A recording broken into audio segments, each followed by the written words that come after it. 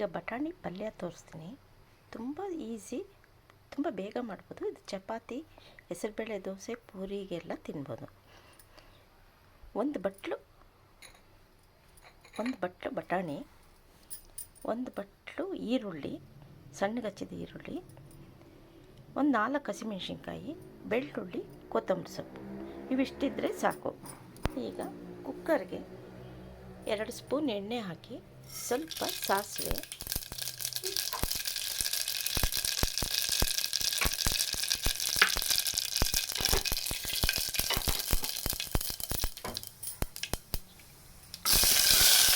ಮೆಣಸಿನ್ಕಾಯಿ, ಈರುಳ್ಳಿ ಹಾಕೊಂಡು ಚೆನ್ನಾಗಿ ಹುರಿಯೋದು.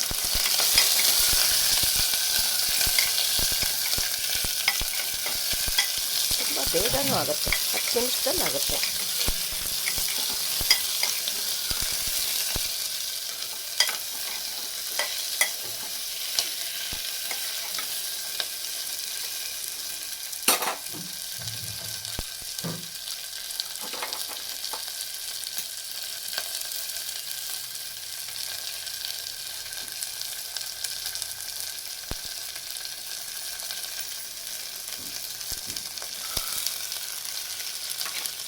ಬಟಾಣಿ ಹಾಕ್ಕೊಳ್ಳಿ.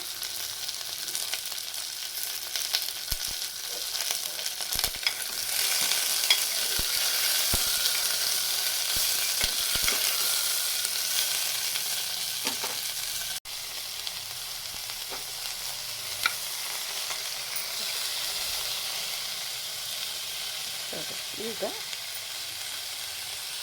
1 ಲೋಟ ನೀರು ಹಾಕಿ ಕುಕ್ಕರ್ ವಿಷಲ್ ಹಾಕ್ಕೋಬೇಕು. ಒಂದೇ ಒಂದು ವಿಷಲ್ ಆಗೋ ತನಕ ಕೂಗಿಸಿದ ತಕ್ಷಣ ಇಳಿಸ್ಬಿಡ್ಬೇಕು.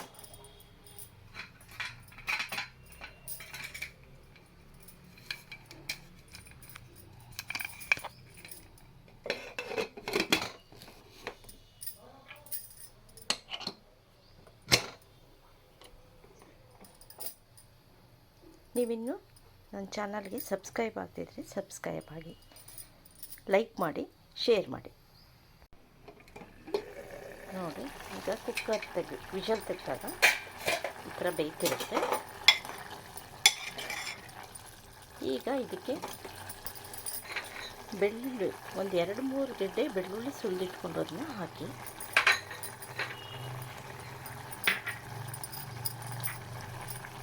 ಕೊತ್ತಂಬರಿ ಸೊಪ್ಪು,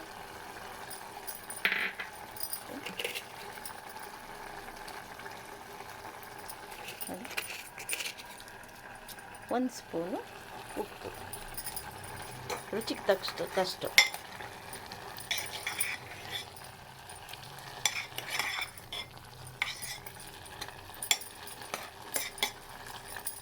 ಹಾಕಿ, ಈಗ ಮತ್ತೆ ಇನ್ನೊಂದು ವಿಷಲ್ ಕೂಗಿಸಿ.